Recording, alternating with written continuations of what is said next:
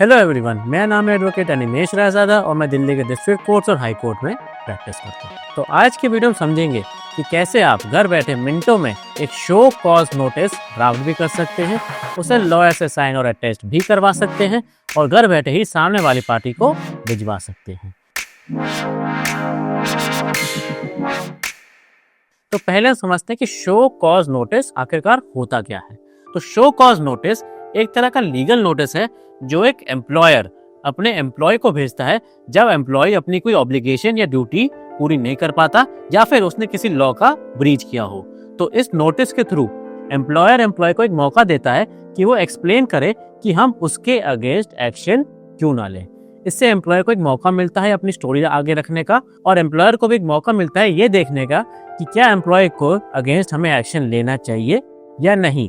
तो इस नोटिस के थ्रू हम उसे इनवाइट करते हैं कि वो आए और अपनी स्टोरी समझाएं और हमें कन्विंस करें कि उसके अगेंस्ट हम कोई एक्शन क्यों ना लें। तो एज एन एम्प्लॉयर आज हम समझेंगे कि कैसे आप ये नोटिस मिनटों में ड्राफ्ट कर सकते हैं। तो उसके लिए आपको digilawyer.ai वेबसाइट पर आना है, नोटिस सेक्शन में जाके शो कॉज नोटिस पे क्लिक करना है।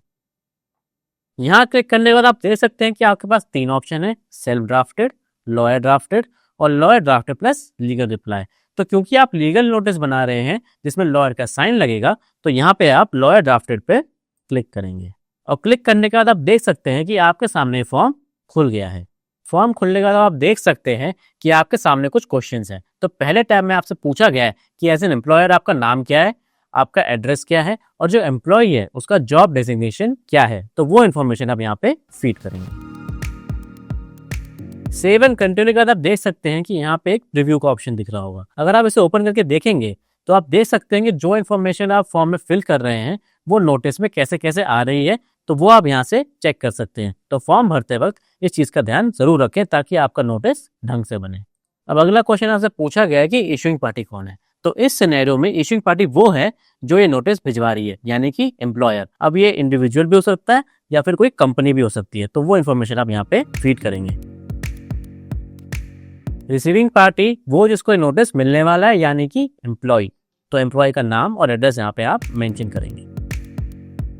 अब इस शो कॉज नोटिस से पहले क्या आपने फॉर्मली एम्प्लॉय को इस बारे में इन्फॉर्म किया था, और अगर किया था तो कब किया था और उससे आखिरी कम्युनिकेशन आपकी कब हुई थी, वो आप यहाँ पे मेंशन करेंगे।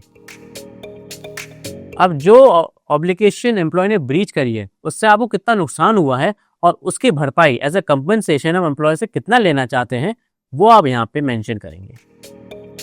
अब आपको वो सिनेरियो बताना है जिसकी वजह से शो कॉज नोटिस डालने की नौबत आई। आपको ये एक्सप्लेन करना है कि आपका केस क्या है और एम्प्लॉय ने ऐसा क्या कर दिया जिसकी वजह से हमें नोटिस भेजना पड़ रहा है, और साथ ही साथ आप एम्प्लॉय को इस नोटिस के लिए कंप्लाई या फिर रिप्लाई करने के लिए कितना टाइम देना चाहते हैं, वो भी आप यहाँ पे मेंशन करेंगे।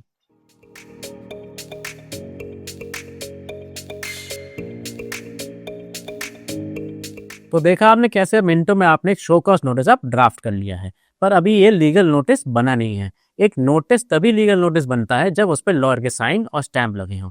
तो आप देख सकते हैं कि यहाँ पे लॉयर अटेस्टेशन का फीचर है, जिसे क्लिक करने के बाद आप देख सकते हैं कि यहाँ पे आपको ऑप्शन दिया जा रहा है कि आप सामने वाली पार्टी को ईमेल के थ्रू सीधा ही नोटिस भिजवा सकते हैं।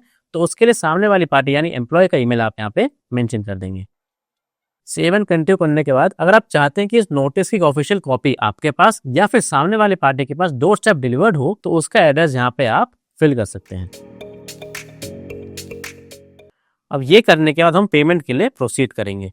पेमेंट का फ्लो बहुत ईजी है। आप net banking, NEFT, credit card, debit card या फिर UPI से भी पेमेंट कर सकते हैं।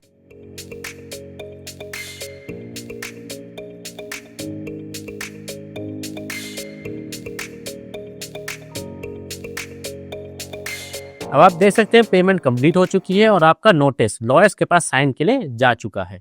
और इस चीज में 24 से 48 घंटे का टाइम लगता है, तो आप अपने नोटिस का स्टेटस या होम पर जाकर चेक कर सकते हैं। और जैसे ही उस पर साइन और स्टैम्प लग जाएगा तब यहाँ पे इसका स्टेटस अवेलेबल में कन्वर्ट हो जाएगा। तो उसे टाइम टू टाइम चेक करते रहिए।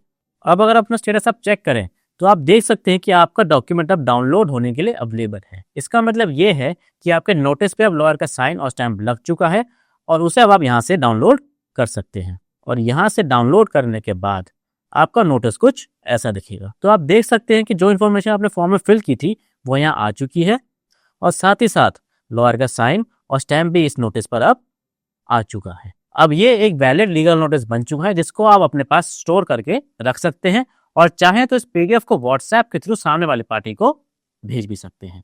तो देखा आपने कैसे मिनटों में आपने एक नोटिस तैयार कर लिया है।